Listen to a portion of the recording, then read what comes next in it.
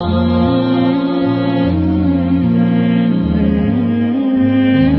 دن میں کچی آبادی میں گیا، وہاں مجھے ایک تقریر کرنی تھی۔ میں تقریر کر کے فارغ ہوا تو کچی آبادی کے نواح میں مقیم ایک اسکول ماسٹر جو میری تقریر سننے آیا تھا میرے پاس آیا اور بولا، ہماری خواہش ہے کہ آپ کچھ طلبہ کی کفالت کرنے میں ہماری مدد کریں۔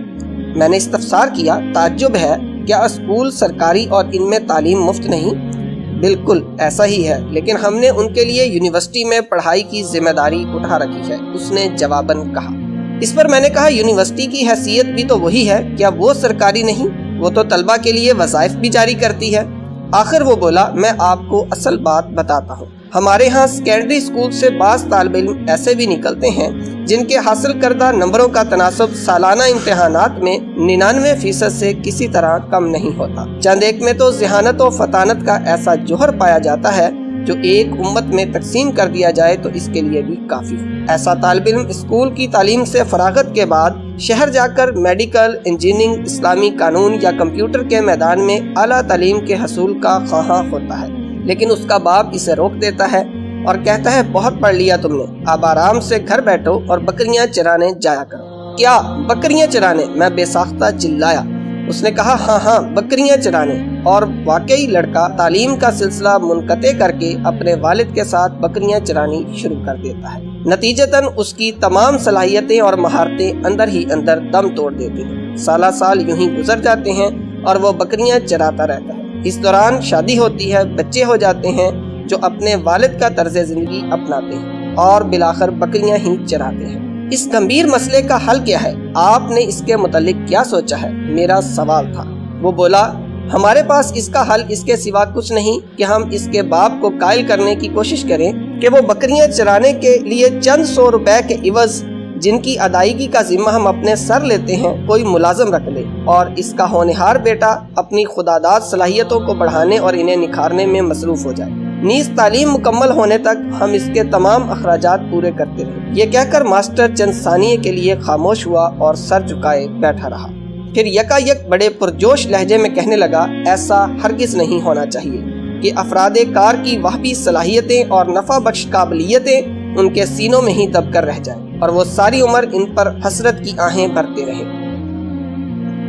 اب ایک اور واقعہ ملاحظہ فرمائیں۔ کچھ عرصہ قبل میں نے دنیا کے ایک امیر ترین آدمی سلیمان راجی کا انٹرویو سنا تھا۔ میں اس کے کوہساروں جیسے بلند عزائم اور شاندار افکار سے بے حد متاثر ہوا۔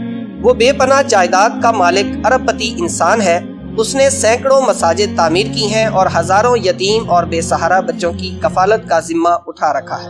ایک ایسا آدمی جو کامیابی اور کامرانی کی بلند و بالا چوٹی پر براجمان ہے، اس نے 50 برس قبل ترقی کے اس سفر کی شروعات کے متعلق بتاتے ہوئے کہا کہ وہ ایک عام آدمی تھا جس کے پاس ہاتھ پاؤں کے سوا کچھ نہیں تھا، جنہیں کام میں لا کر وہ اپنے لیے 2 وقت کی روکھی سوکھی روٹی کا بندوبست کرتا تھا، اور کبھی 2 وقت کی روٹی سے بھی ہاتھ دھونا پڑتے تھے۔ اس نے بتایا کہ وہ روزی کمانے کی خاطر لوگوں کے گھروں میں صفائی ستھرائی کا کام کیا کرتا اور کبھی سارا دن کسی دکان یا بینک میں مزدوری کرتا تھا۔ اس نے تفصیل سے ان تمام مراحل کا ذکر کیا جن سے گزر کر وہ دامن کوہ سے بلندی کی طرف سفر کرتے ہوئے چوٹی پر جا پہنچا۔ میں نے سلیمان راجی کی مہارتوں اور صلاحیتوں پر غور کیا تو مجھ پر منکشف ہوا کہ ہم میں سے بیشتر افراد اللہ کے فضل و کرم سے اس جیسی شہرت اور ناموری حاصل کر سکتے ہیں، لیکن یہ تبھی ممکن ہے جب ہر آدمی کچھ مخصوص ہنر سیکھے اور چند مہارتیں اپنائے، پھر ان پر سختی سے عمل پیرا رہے اور انہیں اپنے معمولات میں شامل کر لے۔ میں یہ بات چیلنج کے طور پر کہتا ہوں کہ آپ زندگی کے کسی بھی شعبے میں، خواہ وہ علم و تحقیق کا شعبہ ہو یا دعوت و تبلیغ کا میدان، خواہ وہ خطابت کا میدان ہو یا تجارت کا پیشہ یا طب و انجینئرنگ کا مشغلہ، کامیاب لوگوں کا تجزیہ کریں۔ دور جانے کی ضرورت نہیں، آپ اپنے خاندان یا اپنے معاشرے کے کامیاب افراد کے اطوار کا مطالعہ کریں۔ یہ دیکھیں کہ ایک کامیاب باپ کا اپنی اولاد کے ساتھ کیسا سبھاؤ ہے، یا ایک کامیاب بیوی اپنے شوہر کے ساتھ کیوں کر خوش و خرم زندگی گزار رہی ہے۔ یہاں کامیاب افراد سے میری مراد کامیاب افراد ہی ہیں، نہ کہ وہ لوگ جو جبراً دوسروں کے کندھوں پر سوار رہتے ہیں اور عزیز و اقارب ان کے ساتھ زندگی گزارنے پر مجبور ہوتے ہیں۔ آپ کامیاب زندگی گزارنے والے ایسے تمام افراد کے کردار کا مشاہدہ کریں۔ میں یقین سے کہتا ہوں ان میں سے ہر ایک، خواہ اسے احساس ہو یا نہ ہو، اپنے میدان میں چند مخصوص مہارتیں استعمال کرتا ہے جن کی بدولت وہ کامرانی کی منزل تک پہنچنے میں کامیاب ہوا ہے۔ بعض افراد فطری طور پر کامیاب ہنر استعمال کرتے ہیں، یہ بات ان کے مزاج کا حصہ ہوتی ہے، جبکہ بعض دیگر افراد مہارتیں سیکھ لیتے ہیں اور انہیں استعمال کر کے کامیابی سے ہمکنار ہوتے ہیں۔